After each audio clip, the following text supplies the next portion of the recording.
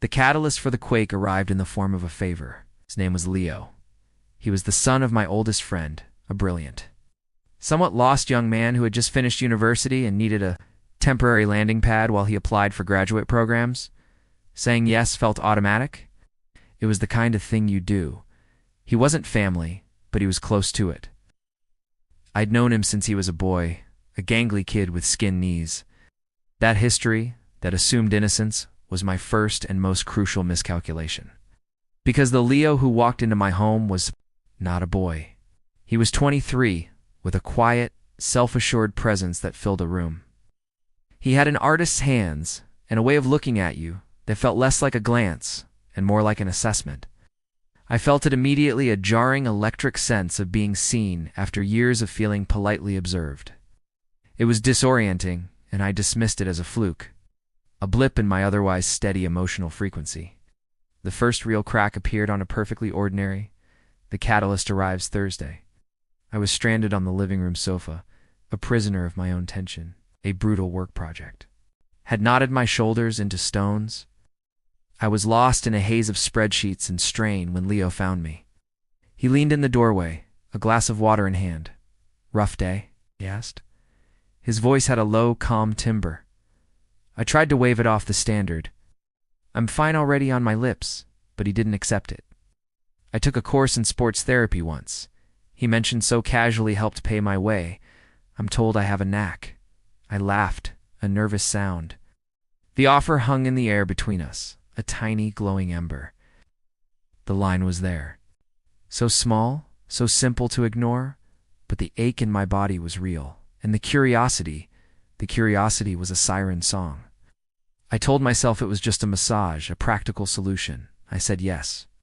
I remember the texture of the couch fabric against my cheek, the sound of my own heartbeat in my ears, loud enough to drown out the sensible voice in my head. His hands were warm, confident. They didn't just press on the knots, seemed to understand their architecture. I let out a breath. I felt like I'd been holding for a decade, better than I expected. I murmured, the words half swallowed by the pillow. "I pay attention," he replied. His voice was closer now. And then his touch changed. It slowed. The therapeutic pressure blurred into something else. A tracing of my spine, a thumb that lingered in the small of my back. It was a question, not a statement. My breath caught. "Is this okay?" he asked. The air in the room had transformed. It was thick charged. I had a choice in that suspended second. The first crack, the innocent moment to reclaim the narrative, to reassert the boundary. Instead, I nodded. A tiny betraying movement, silence, was my answer. It was the moment I became complicit. When he finally left the room with a parting look that felt like a shared secret, I was unmanned. I sat in the gathering darkness, my skin humming where he touched it. The guilt arrived first, cold and sharp. But it was followed by something more terrifying, a resurgence, a flood of sensation and awareness. I had mourned his dead, was furious at him, at myself, but mostly I was achingly, shamefully alive. That night, sleep was impossible. The memory of his hands was a loop my mind couldn't escape. I had opened a door just a crack and seen a version of myself. I'd forgotten, closing. It felt like a death. The following days were a silent, agonizing dance. Leo moved through the house with an infuriating, unshakable calm. He didn't pursue, he didn't press, simply existed, a constant living reminder of the line we'd blurred. I became a study in avoidance, burying myself in work, yet hyper-aware of his every movement, the sound of his footsteps, the shadow he cast in the hallway.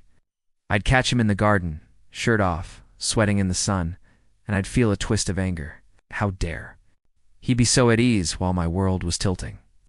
The tension wasn't in grand gestures. It was in the loaded silence over breakfast, the way our hands would almost brush, reaching for the same coffee mug. The casual good morning that felt like a cipher for everything and said, "The dam broke in my home office."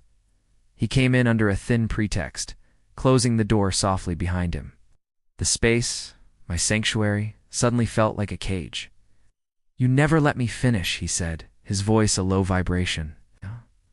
I tried to summon my authority, my adulthood. "That's not going to happen again." He took a step closer. The air evaporated. Why not? The simplicity of the question disarmed me. It's wrong, I whispered, the words sounding weak even to me. Does it feel wrong? He asked. And then his fingers were on my wrist, a point of searing contact. My mind was a chorus of alarms.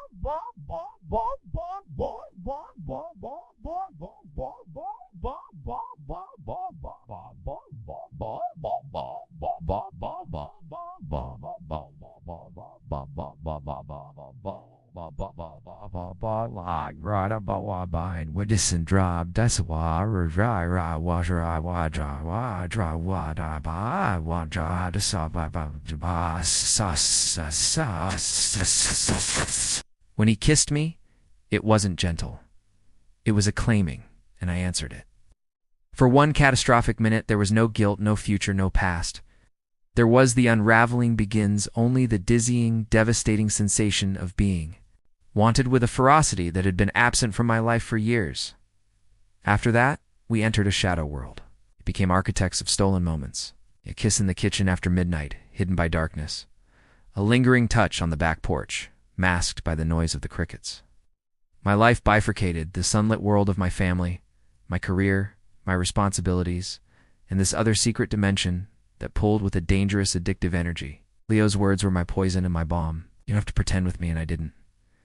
With him, I could be the woman who was hungry, who was reckless, who was desired. The guilt was a constant undertow, but I learned to swim in it, to let it carry me to the next secret shore. I started to resent Daniel's normally, his obliviousness. Steady, quiet love felt like a cage compared to Leo's electric intensity. I was losing myself. The terrible part was I enjoyed the free fall. The turning point wasn't dramatic. It was domestic. It was a shattered wine glass. Daniel was away. The house was ours. And the tension had reached a fever pitch. One minute we were exchanging charged words on the sofa. The next, the glass was on the floor, a constellation of broken crystal at our feet, and we were wrapped in each other.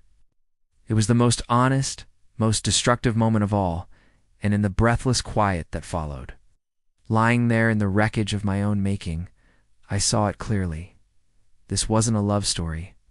It was a collision, a beautiful, terrible collision between my deepest loneliness and his youthful, transient fire.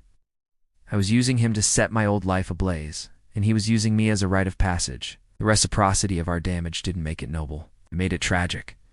The next morning, in the cold, sobering light, I made a choice. Not from a place of sudden moral clarity, but from a place of exhausted self-preservation. I found Leo. He looked at me expecting another round of our painful, addictive dance. He said, "This ends now." He challenged me, of course. "Do you mean it?" And for the first time, I held his gaze without flinching. "I have to," I said.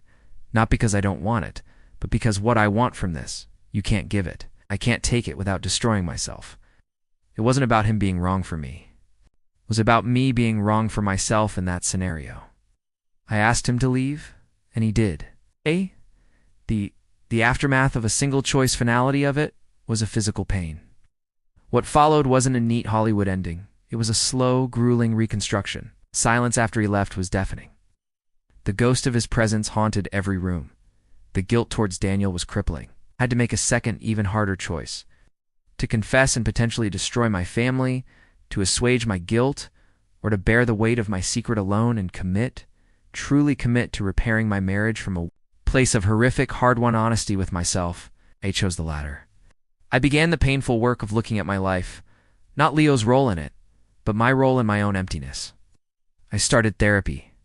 I had the terrifying, necessary conversations with Daniel. It's not about an affair, but about our distance, our silence, our shared complacency. We began, brick by painful brick, to rebuild something real. It wasn't the easy passion I had with Leo. It was a conscious daily choice, and somehow that made it stronger. So, what did I learn in the wreckage? I learned that temptation isn't a monster. That grabs you. It's a whisper that finds the cracks in your foundation. I learned that feeling alive is not a valid excuse for causing devastation. Most importantly, I learned that running towards some is always better than running away from something. I was running from my quiet despair, and I ran straight into a different kind of hell. Now I am trying to run toward a version of myself that finds her vitality in creation, in connection, in the hard, beautiful work of a real life, not in the fantasy of an escape. If you see yourself in any part of my story, if you're in the quiet place, feeling the first dangerous flicker of a what-if, or if you're in the painful midst of your own secret, hear this. You have more agency than you feel. The story doesn't have to follow the same path.